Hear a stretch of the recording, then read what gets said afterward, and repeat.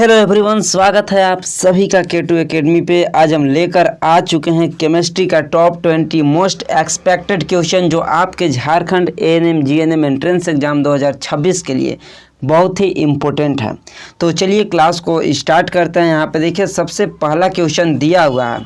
सबसे पहला क्वेश्चन दिया हुआ है कि किसी अम्ल यानी कि एसिड का पीएच मान सामान्यतः कितना होता है। अम्ल का पीएच मान कितना होता है बताइए। 7 से कम होता है, 7 होता है, 7 से अधिक होता है, या फिर 14 यानी कि 14 होता है।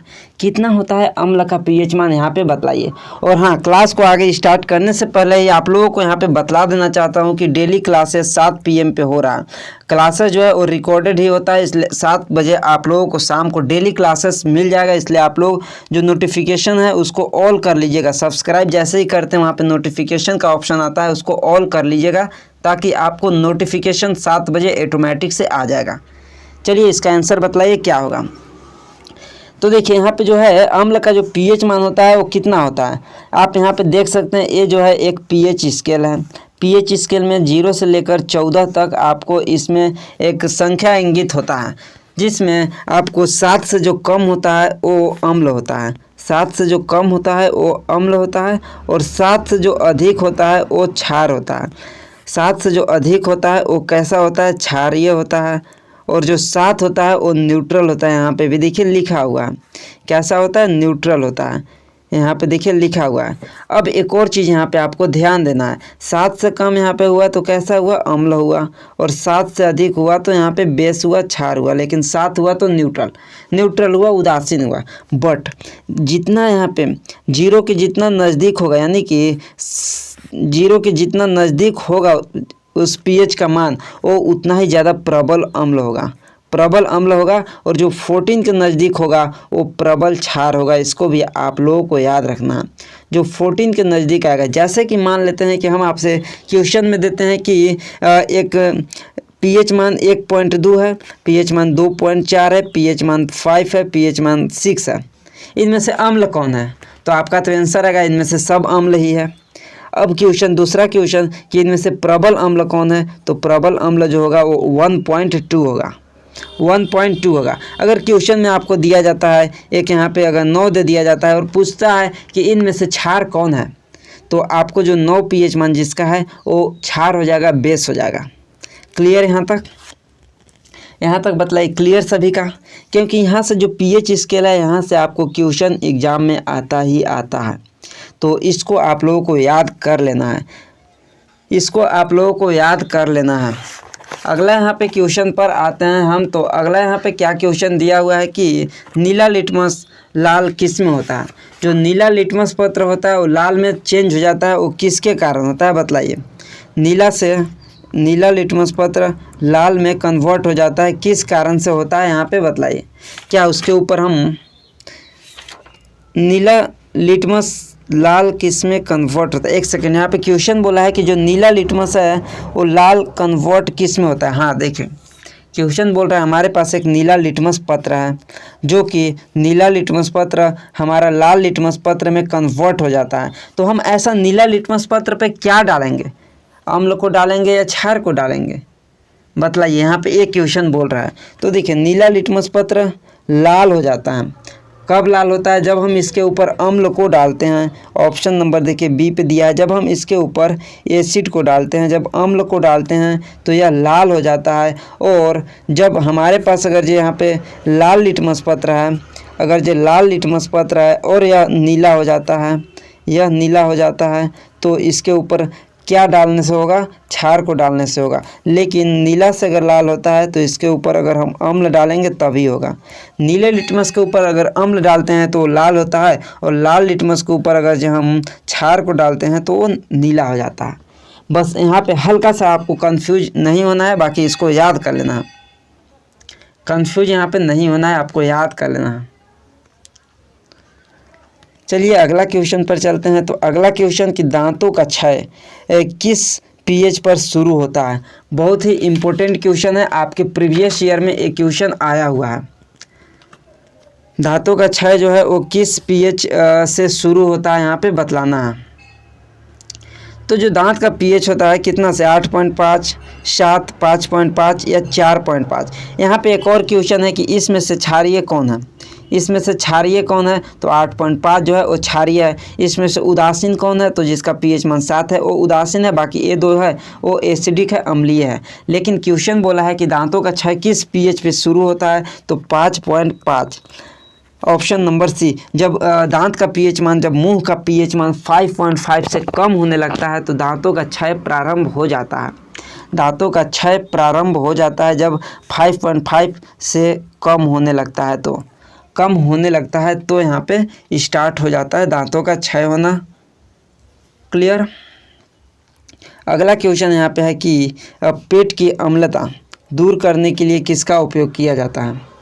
पेट की अम्लता को दूर करने के लिए किसका उपयोग किया जाता है, यहाँ पे बतलाइए। एंटीबायोटिक्स का, एंटासिड का, विटामिन का या फिर हार्मोन का, किसका उपयोग किया जाता है। और हाँ, एक और चीज़, जो भी student Jharkhand ANM GNM entrance exam 2026 के लिए तैयारी कर रहे होंगे उनके लिए साइंस का स्पेशल नोट्स है, जिसमें आपको साइंस का कंप्लीट थ्योरी नोट्स मिलने वाला है, चैप्टर वाइज एमसीक्यू मिलने वाला है, और आपको लास्ट 3 ईयर्स का प्रीवियस ईयर पेपर साइंस का मिलने वाला है, जिसमें फिजिक्स, केमिस्ट्री, बायोलॉजी तीनों सब्जेक्ट रहेगा। और ये सब कुछ आप लोगों को कहाँ पर मिलने वाला है, तो आपको कमेंट बॉक्स और डिस्क्रिप्शन में एक लिंक दिया है, उस लिंक पर आप क्लिक करके सीधे जाकर ले सकते हैं, या फिर आप व्हाट्सएप पे मैसेज करके भी ले सकते हैं। और ये सब जो है वो आपको दोनों लैंग्वेज, हिंदी और इंग्लिश दोनों में मिलने वाला है। जो थ्योरी नोट्स है यह सिर्फ और सिर्फ हिंदी में है। तो आप लोगों को व्हाट्सएप नंबर दिया गया है 8986830118, या तो इस व्हाट्सएप पे आपको मैसेज करना है, या फिर आपको कमेंट बॉक्स और डिस्क्रिप्शन में लिंक है, वहाँ से डायरेक्ट आप लोग जाकर ले सकते हैं। तो देखिए, जो पेट का अम्लीयता है इसको दूर करने के लिए किसका उपयोग करते हैं, तो हम लोग एंटासिड का उपयोग करते हैं। पेट की अम्लीयता को दूर करने के लिए हम लोग एंटासिड का उपयोग करते हैं। पेट की अम्लता कैसे हो जाता है, पेट में कौन सा, यहाँ पे स्टमक में HCl होता है। HCl की जब मात्रा बढ़ जाता है तो अब यहाँ पे अपच की स्थिति देखने को मिलता है, अपच की स्थिति देखने को मिलता है, HCl इंक्रीज हो जाता है, तब हम यहाँ पे एंटासिड का उपयोग करते हैं। और एंटासिड जो होता है वो बेस प्रकृति की होती है, क्षारीय प्रकृति की होती है। जब अम्ल और क्षार यहाँ पर रिएक्शन करता है तो इसको न्यूट्रल कर देता है, इसलिए हम यहाँ पे एंटासिड का उपयोग करते हैं। इसलिए हम यहाँ पे एंटासिड का उपयोग करते हैं। जैसे कि आप यहाँ पे देखे होंगे milk of magnesia, milk of magnesia का उपयोग करते हैं, बेकिंग सोडा का उपयोग करते हैं। ये सब जो होते हैं वो एंटासिड में आते हैं। बेकिंग सोडा का उपयोग करते हैं। आप लोग नाम सुने होंगे इनो, या फिर आप लोग यूज भी जरूर किए होंगे इनो। ये कैसा प्रकृति का होता है, बेसिक प्रकृति का होता है। जो स्टमक में एसिड की मात्रा इंक्रीज हो जाता है, HCl की जो मात्रा इंक्रीज हो जाता है, तो हम इसमें बेसिक यानी कि क्षार देते हैं, और ये दोनों जो है वो रिएक्शन करके न्यूट्रल हो जाते हैं, यानी कि उदासीन उसको करते हैं, न्यूट्रलाइज कर देते हैं। क्लियर यहाँ तक। तो इसका ऑप्शन नंबर बी हो जाएगा right answer. Option number B हो जाएगा इसका राइट आंसर। अगला यहाँ पे क्वेश्चन है, देखिए कि हाइड्रोक्लोरिक अम्ल का रासायनिक सूत्र क्या है। तो अभी हमने बताया कि जो स्टमक में होता है वो HCl ही होता है, हाइड्रोक्लोरिक अम्ल ही होता है। तो ऑप्शन नंबर सी हो जाएगा HCl। इसके अलावा दिया हुआ है H2SO4। तो H2SO4 किसको बोलते हैं, तो H2SO4 जो होता है वो सल्फ्यूरिक अम्ल को बोलते हैं, सल्फ्यूरिक एसिड को बोलते हैं। HNO3 किसको बोलते हैं, तो HNO3 जो होता है वो नाइट्रिक अम्ल को बोलते हैं, नाइट्रिक एसिड को बोलते हैं। CH3COOH किसको बोलते हैं, तो एसिटिक एसिड को बोलते हैं, एसिटिक एसिड को बोलते हैं। एसिटिक एसिड कहाँ पे पाया जाता है, तो सिरका में भी एसिटिक एसिड पाया जाता है। ये भी एक क्वेश्चन आता है, एक क्वेश्चन ये भी आता है कि सिरका में कौन सा अम्ल पाया जाता है, तो एसिटिक एसिड याद रखना है। क्लियर यहाँ तक। अगला यहाँ पे क्वेश्चन है कि निम्न में से कौन एक प्रबल अम्ल है, स्ट्रॉन्ग एसिड कौन सा है। अभी हम आपको बतलाए कि प्रबल अम्ल किसको बोलते हैं और दुर्बल अम्ल किसको बोलते हैं। तो यहाँ पे 0 से 7 के बीच हमारे पास pH है, तो इनमें से अगर बतलाइए कि जिसका pH मान 0 के पास है और एक का pH मान 7 के पास है, तो प्रबल अम्ल किसको बोलेंगे, क्या 7 के पास है उसको बोलेंगे या 0 के पास है उसको बोलेंगे। जिसका pH मान 0 के नज़दीक है इसको बोलेंगे प्रबल अम्ल, और जिसका pH मान 7 के नज़दीक है यानी कि 7 से कम ही है उसको बोलेंगे दुर्बल अम्ल, दुर्बल अम्ल। तो जो प्रबल अम्ल होता है वो कौन सा होता है, एसिटिक अम्ल होता है, सिट्रिक अम्ल होता है, सल्फ्यूरिक अम्ल होता है, या फिर लैक्टिक अम्ल होता है। कौन सा अम्ल होता है जो प्रबल होता है? स्ट्रॉन्ग एसिड कौन सा होता है? तो ये सल्फ्यूरिक एसिड होता है, सल्फ्यूरिक अम्ल होता है। सल्फ्यूरिक अम्ल होता है प्रबल अम्ल। प्रबल अम्ल जो है वो सल्फ्यूरिक अम्ल H2SO4 होता है। ये क्या होता है? तो एक खनिज अम्ल है जो कि जल में पूरी तरह से आयनित होकर अधिक मात्रा में हाइड्रोजन आयन देता है, इसलिए यह प्रबल अम्ल है। और एक और चीज़ जो H2SO4 होता है, सल्फ्यूरिक अम्ल जो होता है, इसे अम्लों का राजा भी बोलते हैं। अम्लों का राजा, आप इसको नोट कर सकते हैं, अम्लों का राजा किसको बोलते हैं? तो अम्लों का राजा H2SO4 सल्फ्यूरिक अम्ल को ही बोलते हैं। और बाकी इसके अलावा एसिटिक अम्ल, सिट्रिक अम्ल, लैक्टिक अम्ल, ये सब जो होता है वो दुर्बल अम्ल होते हैं, दुर्बल अम्ल होते हैं। अगला यहाँ पे क्वेश्चन है कि लाल लिटमस नीला किस में होता है? तो अभी हमने बतलाया कि लाल से नीला कब होता है और नीला से लाल कब होता है। लाल से नीला तब होता है जब हम इसके ऊपर बेस को डालते हैं, क्षार को डालते हैं, और नीला से लाल तब होता है जब हम इसके ऊपर एसिड को डालते हैं। तो इसका right answer option number B हो जाएगा, बेस यानी कि क्षार। ऑप्शन नंबर बी हो जाएगा इसका राइट आंसर, क्षार हो जाएगा, क्षार हो जाएगा इसका राइट आंसर। क्लियर यहाँ तक? यहाँ तक क्लियर? जल्दी से बतलाइए। और अभी तक आप लोग लाइक नहीं किए हैं इस क्लास को, तो लाइक जल्दी से आप लोग कर दीजिए। चलिए अगला यहाँ पे क्वेश्चन है कि सोडियम हाइड्रोक्साइड क्या है? सोडियम हाइड्रोक्साइड क्या है? तो सबसे पहले सोडियम हाइड्रोक्साइड का जो सूत्र होता है वो NaOH होता है। और आपको पता होगा जो OH यहाँ पे आपको देखने को मिला, तो OH किसके इंगित करता है? बेस को। OH किसको इंगित करता है? आपको हम एक ट्रिक बताए हैं जिसमें आपको ऑक्सीजन 2 या 2 से अधिक देखने को मिलता है, 2 या 2 से अधिक देखने को मिलता है। वो आपको एक ट्रिक के तौर पे बतलाए थे। एसिड, एसिड होता है, जैसे CO2 हो गया, CO3 हो गया, H2SO4 हो गया, ये सब एसिड हो गया, ये सब एसिड होता है। बट OH आपको देखने को मिलता है NaOH। जब जल में घुलकर OH आयन यानी OH आयन यानी कि हाइड्रोक्साइड आयन, अगर क्या बोल सकते हैं इसको, हाइड्रोक्साइड आयन निकालता है तो उसको क्षार बोलते हैं। इसकी प्रकृति क्षारीय होती है। जैसे कि आप साबुन को देखे होंगे, डिटर्जेंट वगैरह देखे होंगे, तो ये जो होते हैं वो क्षारीय होते हैं। अगला यहाँ पे क्वेश्चन है कि pH स्केल की सीमा क्या होती है? तो 0 से लेकर 14 तक होती है, जैसा कि अभी हम आप लोगों को फिगर के दिखाकर बतलाए थे। 0 से लेकर 14 तक, option number C, option number C. अगला यहाँ पे क्वेश्चन है कि सबसे अधिक अभिक्रियाशील धातु कौन सी है? सबसे अधिक अभिक्रियाशील धातु कौन सी है? यहाँ पे बतलाइए। आपके सामने ऑप्शन दिया हुआ है, तांबा, लोहा, सोडियम और चांदी। और आपके सामने यहाँ पे हिंट भी दिया हुआ है, आप यहाँ पे देख सकते हैं। इसमें आपको बताया गया है, ये जो है वो सक्रियता श्रेणी है, जिसमें ऊपर जो है वो सबसे अधिक सक्रियता है, और जैसे जैसे नीचे आएंगे उसका अभिक्रियाशीलता जो है वो कम होते जाएगा। तो जो सबसे ऊपर है वो सबसे अधिक सक्रिय है, सबसे अधिक रिएक्टिव मेटल्स हैं। तो बतलाइए ऑप्शन में आपको क्या क्या दिया है? ऑप्शन में सबसे पहले तांबा यहाँ पे दिया है, तो आपको जो तांबा है वो कहाँ पे आपको इसमें मिलता है? तो यहाँ पे आप देख सकते हैं, हम यहाँ पे हाईलाइट करते जा रहे हैं, तांबा। इसके बाद हमको यहाँ पे आयरन है, तो आयरन कहाँ पे देखने को मिलता है? इसके ऊपर आयरन यहाँ पे देखिए है। फिर है सोडियम, सोडियम कहाँ पे है? तो यहाँ पे सेकेंड नंबर पे है। और चांदी कहाँ पे है? तो सबसे नीचे यहाँ पे देखिए, गोल्ड से ऊपर दिया हुआ है। तो अब बतलाइए कि सबसे अधिक इसमें से अभिक्रियाशील कौन है? आप खुद से बतलाइए। तो ऊपर सबसे हमको क्या देखने को मिल रहा है? सोडियम देखने को मिल रहा है। तो इसका जो राइट आंसर हो गया वो सोडियम हो जाएगा, ऑप्शन नंबर सी यहाँ पे हो जाएगा। सोडियम जो कि Na से इसको इंगित करते हैं, Na से इसको इंडिकेट करते हैं, सोडियम हो जाएगा इसका राइट आंसर। अगर आपको मान लेते हैं ऑप्शन डी जो है चांदी ना देकर अगर आपको यहाँ पे पोटेशियम दे दे, तो कौन सा राइट आंसर होगा? अगर आपको यहाँ पे चांदी ना देकर आपको पोटेशियम दे दे, या फिर सोडियम ना देकर आपको यहाँ पे कैल्शियम दे दे, तो ये चेंज होते रहेगा। ऑप्शन के अकॉर्डिंग ये आपको चेंज होते रहेगा। मान लेते हैं कि हमारे पास सोडियम ना देकर यहाँ पे कैल्शियम दे दे, तो कैल्शियम ही राइट आंसर होगा, क्योंकि सोडियम के बाद कैल्शियम ही आता है। अगर कैल्शियम के साथ अगर एक और मेरे को यहाँ पे अगर पोटेशियम दे दे, तो इसका राइट आंसर पोटेशियम ही होगा। तो आपको इसका ऑप्शन याद नहीं रखना है, इसका क्वेश्चन याद नहीं रखना है, बल्कि आपको ये सक्रियता श्रेणी को याद रखना है। ये सक्रियता श्रेणी आपको याद रखना है। आप इसका स्क्रीनशॉट भी ले सकते हैं। और हालांकि इसका PDF जो है वो आप लोगों को टेलीग्राम चैनल और व्हाट्सअप चैनल पे सेंड कर दिया जाएगा, इसलिए आप लोग वहाँ पे ज्वाइन हो जाइएगा। हालांकि इसका टेलीग्राम पे ही सेंड होता है, क्योंकि जो व्हाट्सअप चैनल है वहाँ पे सेंड करने का कोई भी फीचर अवेलेबल नहीं है। क्लियर है यहाँ तक? यहाँ तक क्लियर है? चलिए अगला क्वेश्चन पे चलते हैं। तो अगला क्वेश्चन है कि सोडियम को किस में रखा जाता है। सोडियम को किस में रखा जाता है, तो बतलाइए, जल के अंदर, मिट्टी के तेल या फिर हवा के अंदर, किसके अंदर रखते हैं। तो सोडियम को हमेशा मिट्टी के तेल के अंदर यानी केरोसिन ऑयल के अंदर रखा जाता है, क्योंकि जो सोडियम है वो वायुमंडल में ऑक्सीजन के संपर्क में जैसे ही आता है, नमी के संपर्क में जैसे ही आता है, ये विस्फोटक कर देता है, क्योंकि बहुत ही अभिक्रियाशील इसका तेज होता है। तो ये बहुत ही खतरनाक रासायनिक अभिक्रिया से इसको बचाने के लिए हम केरोसिन के तेल में इसको डुबो कर रखते हैं ताकि रिएक्शन ना करें। तो ऑप्शन नंबर बी हो जाएगा इसका राइट आंसर।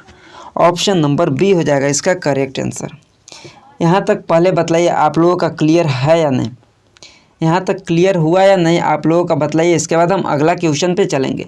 और यहाँ तक अगर आप लोगों का क्लियर है तो आप लोग चैनल को सब्सक्राइब, जो अभी तक नहीं किए हैं वो चैनल को सब्सक्राइब कर लीजिए और अपने दोस्तों के पास शेयर कर लीजिए। और आपको जैसे कि पता ही है कि बिल्कुल फ्री में क्लासेस हो रही है, आप लोगों के इसी यूट्यूब चैनल पर 1 भी रुपया यहाँ पर पेड करने की ज़रूरत नहीं है। तो आप लोगों को तो सब्सक्राइब करना बनता है और शेयर तो आप कर ही चुके होंगे अपने दोस्तों के पास। चलिए इसका बतलाइए क्या होगा। फिनोल्फ्थेलिन क्षारीय माध्यम में किस रंग की हो जाती है। फिनोल्फ्थेलिन क्षारीय माध्यम में किस रंग की हो जाती है। तो सबसे पहले जानेंगे कि फिनोल्फ्थेलिन होता क्या है, तब तो हम लोग जानेंगे कि किस कलर का होता है, कैसा होता है, क्या होता है फिनोल्फ्थेलिन। तो देखिए जो होता है एक तरह के सूचक होता है। कैसा सूचक, लिटमस तो आप नाम सुने होंगे, लिटमस आप नाम सुने हैं ना। लिटमस पेपर नीला और लाल, अभी हम आप लोगों को बतलाए नीला से लाल हो जाता है, लाल से नीला हो जाता है। लिटमस पेपर के बारे में बात कर रहे थे। और लिटमस पेपर क्या बतलाता है, अम्ल और क्षार की प्रकृति के बारे में बतलाता है। तो वही काम इसका भी है, फिनोल्फ्थेलिन। और एक आता है मेथिल ऑरेंज। ध्यान से सुनिएगा, आपके एग्जाम में पूछा हुआ क्वेश्चन है 2023 के अंदर ही, ध्यान से सुनिएगा। देखिए एक मेथिल ऑरेंज होता है और एक फिनोल्फ्थेलिन, यहाँ पे 2 है। और ये दोनों क्या है, एक संश्लेषित सूचक है, संश्लेषित सूचक है, संश्लेषित सूचक है। और जो लिटमस है ये एक प्राकृतिक सूचक है। और फिनोल्फ्थेलिन और मेथिल ऑरेंज जो है वो एक संश्लेषित सूचक है। ये क्या करता है, तो ये भी बतलाता है अम्लीय और क्षारीय प्रकृति के बारे में। अब यहाँ पे हमसे क्वेश्चन पूछा हुआ है कि फिनोल्फ्थेलिन क्षारीय माध्यम में किस रंग का हो जाता है। रंगहीन होता है, गुलाबी, नीला या फिर हरा, किस रंग का होता है बतलाइए। तो फिनोल्फ्थेलिन जैसा कि आपको हम बतलाए कि जो ये होता है एक कृत्रिम या फिर आप संश्लेषित बोल सकते हैं, संश्लेषित सूचक या इंडिकेटर होता है। या अम्लीय माध्यम में पूरी तरह से रंगहीन होता है, अम्लीय माध्यम में पूरी तरह से कलर लेस होता है, रंगहीन होता है। लेकिन जैसे ही हम किसी क्षारीय माध्यम में इसको मिलाया जाता है तो ये तुरंत इसका जो रंग होता है वो पिंक हो जाता है, गुलाबी हो जाता है। इसका रंग जो है वो पिंक कलर का हो जाता है, गुलाबी कलर का हो जाता है, जो कि ऑप्शन नंबर बी पे देखिए दिया हुआ है, पिंक कलर का हो जाता है। किस माध्यम में मिलाने पे, क्षारीय माध्यम में। अगर आपको अम्लीय माध्यम में अगर दिया होता क्वेश्चन में, तो अम्लीय माध्यम में मिलाने पे एक कलरलेस ही रहता है, उदासीन ही होता है। तो आपको इसको भी ध्यान देना है, क्षारीय माध्यम बोला है या अम्लीय माध्यम बोला है। अम्लीय माध्यम में इसका कोई भी कलर नहीं होता है, रंगहीन होता है। यहाँ तक क्लियर, यहाँ तक बतलाइए क्लियर हुआ या नहीं। और कोई भी डाउट है तो आप लोग कमेंट कर सकते हैं, आप लोगों का रिप्लाई हर एक डाउट का दिया जाता है। आप लोग कमेंट कर सकते हैं जो भी डाउट है। हो सकता है आपको जस्ट तुरंत आप लोगों को रिप्लाई नहीं मिले, बल्कि आप लोगों को 1-2 घंटे के बाद मिल सकता है, अगली क्लास में भी मिल सकता है। अगला यहाँ पे क्वेश्चन है कि धातुओं में चमक का गुण कहलाता है। धातुओं में चमक का गुण क्या कहलाता है। तन्यता कहलाता है, अधातुवर्धनीयता कहलाता है, धात्विक चमक कहलाता है, चालकता कहलाता है। क्या कहलाता है बतलाइए। तो जो धातुओं में चमक का गुण होता है वो क्या कहलाता है। धात्विक चमक कहलाता है, मेटालिक लस्टर कहलाता है, धात्विक चमक कहलाता है, ऑप्शन नंबर सी। धात्विक चमक कहलाता है। जो धातु होते हैं वो अपने शुद्ध रूप में, धातुओं की जो सतह होती है वो बहुत ही चमकदार होती है, और इसी गुणधर्म को धातु को जो होता है उसको धात्विक चमक कहते हैं। क्लियर। अगला क्वेश्चन पे चलते हैं। तो यहाँ पे देखिए अगला क्वेश्चन दिया हुआ है कि लोहे पर जंग बनने का रासायनिक सूत्र क्या है? लोहे पर जंग बनने का रासायनिक सूत्र क्या है यहाँ पे बतलाइए। ऑप्शन है Fe2O3 into XH2O, FeO, Fe3O4 या फिर FeS। हम पहले का क्लास यानी प्रीवियस क्लास, ज़्यादा क्लास पीछे नहीं, बस पिछले क्लास में हम आप लोगों को बतलाए थे केमिस्ट्री का क्लास में जो लोहे पर जंग लगता है और जो जंग का सूत्र होता है, जो जंग का रासायनिक सूत्र होता है वो क्या होता है? तो Fe2O3 इंटू XH2O होता है।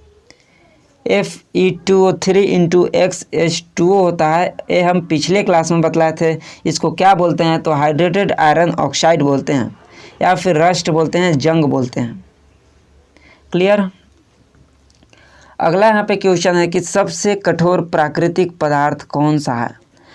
सबसे कठोर प्राकृतिक पदार्थ कौन सा है? ग्रेफाइट है, कोयला है, हीरा है या फिर सिलिकॉन है? तो सबसे यहाँ पे हार्डेस्ट नेचुरल सब्सटेंस जो होता है वो आपका डायमंड होता है, हीरा होता है। हीरा होता है, डायमंड होता है। ये एक कार्बन का अपरूप होता है, कार्बन का ही अपरूप होता है। कार्बन का एक और अपरूप आपको बतलाए थे हम, ग्रेफाइट होता है जो अधातु है लेकिन विद्युत का सुचालक होता है। अगला यहाँ पे क्वेश्चन है कि जंग किस धातु पर लगता है? तो ये तो आप सभी को पता है, जंग जो होता है वो लोहा के ऊपर लगता है, लोहा के ऊपर लगता है। ऑप्शन सी, जंग जो है वो लोहा के ऊपर, आयरन के ऊपर लगता है। जंग कैसे लगता है बतलाइए। जंग कैसे लगता है? जब लोहा ऑक्सीजन और पानी से क्रिया करता है, इसके संपर्क में आता है, तब यहाँ पे जंग लगता है। ये तो आप सभी को पता ही होगा। अगला क्वेश्चन है यहाँ पे कि धात्विय सामान्यतः कैसी होती है? धात्विय सामान्यतः कैसी होती है बतलाइए। भंगुर होते हैं, तन्य और अधातु वर्धनीयते होते हैं, कुचालक होते हैं, गैसीय होती है।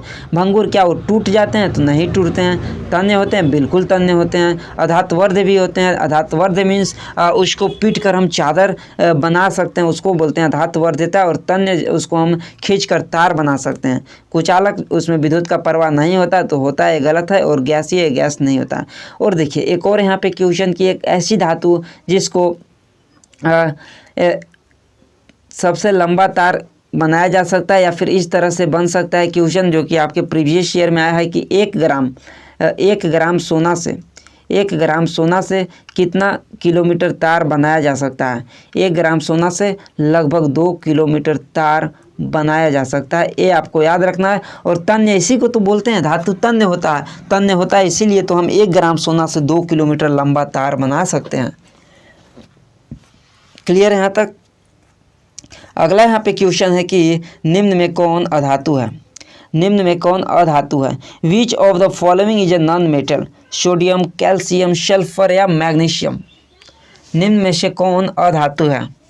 तो सोडियम, कैल्शियम और सल्फर ये सब तो धातु है। मैग्नीशियम, एक सेकंड, जो सल्फर है इसका तो परमाणु संख्या 16 होता है, या अधातु होता है। सल्फर जो है वो अधातु होता है। ऑप्शन सी, सल्फर जो है वो एक अधातु होता है। इसके अलावा सोडियम, कैल्शियम और मैग्नीशियम ये धातु होता है। धातु चमकीली होता है, ठोस भी होते हैं। और अधातु जैसे कि भंगुर होते हैं, कुचालक होते हैं, ऊष्मा का भी, विद्युत का भी, ये सब कुचालक होते हैं। अगला यहाँ पे क्वेश्चन दिया हुआ है कि अब विद्युत का सबसे अच्छा चालक कौन है? विद्युत का सबसे अच्छा चालक कौन है? तांबा है, चांदी है, लोहा या फिर एल्यूमिनियम? यहाँ पे मोस्ट इम्पोर्टेंट क्वेश्चन है यहाँ पे बतलाइए कि विद्युत का सबसे अच्छा चालक कौन है? विद्युत का सबसे अच्छा चालक यहाँ पे कौन सा है बतलाइए। तो बिल्कुल सही आप लोग यहाँ पे बतला रहे, चांदी होता है, सिल्वर होता है। जो सिल्वर है वो विद्युत का सबसे अच्छा यहाँ पे चालक है। सिल्वर हो जाएगा सबसे अच्छा चालक है। अगला यहाँ पे क्वेश्चन है कि सबसे हल्की धातु कौन सी है? सबसे हल्की धातु कौन सी है यहाँ पे बतलाइए। सबसे हल्की धातु कौन सी है बतलाइए। और जो भी स्टूडेंट्स नोट्स लेना चाहते हैं वो ले सकते हैं। आपको कमेंट बॉक्स और डिस्क्रिप्शन में लिंक दिया हुआ है, या फिर आप व्हाट्सअप के थ्रू भी ले सकते हैं। तो व्हाट्सअप नंबर है 8986830118। ये व्हाट्सअप नंबर है। इस व्हाट्सअप पे भी आप लोग मैसेज करके वहाँ से भी ले सकते हैं। चलिए बतलाइए क्या हो जाएगा। और प्राइस की बात करें तो सिर्फ और सिर्फ 69 रुपीज़ है, क्योंकि हम यहाँ पे आप लोगों को बतला दे रहे हैं 69 रुपीज़ में आपको साइंस का कंप्लीट नोट्स मिलने वाला है।